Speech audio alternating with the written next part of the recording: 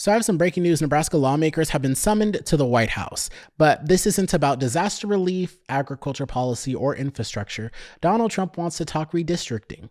This photo also has absolutely nothing to do with the story, but it's a photo that I took a few years ago of a bunch of senators in one frame. Some of them aren't even there anymore, but it's to give you the actual like perception so you can see like how small like our chamber is. But anyway, so Trump and his team are talking with legislators in Nebraska and in Kansas just weeks after Texas pushed through mid-cycle redistricting. Greg Abbott signed the new maps into law on August 29th, giving Republicans as many as 5 additional House seats in 2026. Lawsuits are already flying, but the GOP's playbook is clear. Lock in more seats before voters even get the chance to go to the polls.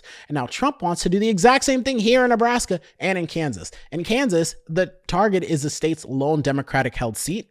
And here in Nebraska, all eyes are on the 2nd Congressional District that's located in Omaha. Omaha NE2 is now an open seat because Don Bacon retired, and it's one of the few places in the country where voters split their tickets, supporting Democrats for president while sending a Republican to Congress. And with no incumbent, it's suddenly one of the most vulnerable Republican-held districts in America.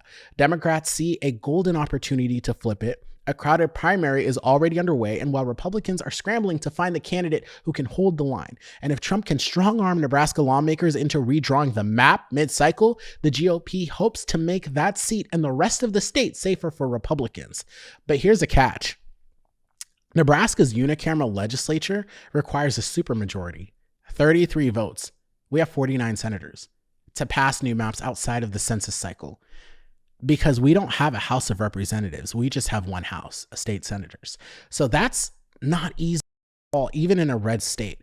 And if lawmakers cave to Trump's pressure, backlash, lawsuits, Nebraska once again being thrust into the national spotlight for something dumb. Because this fight isn't just about Nebraska, Kansas, or even Texas. It's about control of the U.S. House. Whoever draws the maps controls the seats, and whoever controls the seats controls the agenda, and whoever controls the agenda rules this country. So the question now is, will Nebraska lawmakers play along with Trump's plan, or will they resist being pawns in a much bigger national power grab? The decision they make could tip the balance of power in Washington for years to come, and I hope they don't go. Respectfully decline.